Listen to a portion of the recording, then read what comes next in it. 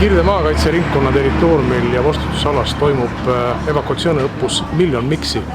Millega on tegu ja miks on oluline Kirde maakaitseringkonnale? See on väga suur õppus meie jaoks ja me teeme seda sellisel kujul esimest korda. Kirde maakaitseringkonna vastutusalas on 4 evakuatsioonipunkti avatud, mida täidavad 5 evakuatsioonirühma.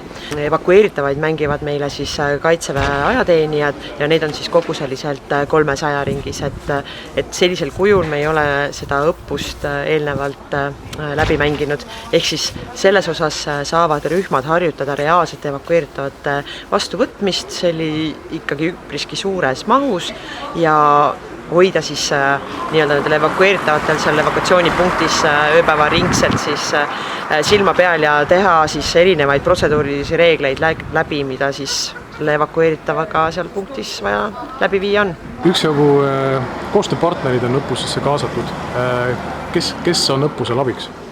Õppusel on abiks Päästeamet, kohalik omavalitsus, Politsei- ja Piirivalveametist on teada, et on erinevates kohtades inimesed olemas ja teadaolevalt ka Punane Rist Jõgeval. Varasemalt on olnud õppusi, mida me oleme teinud maakaitseringkonna üleselt, ehk erinevate evakuatsioonirühmadega koos.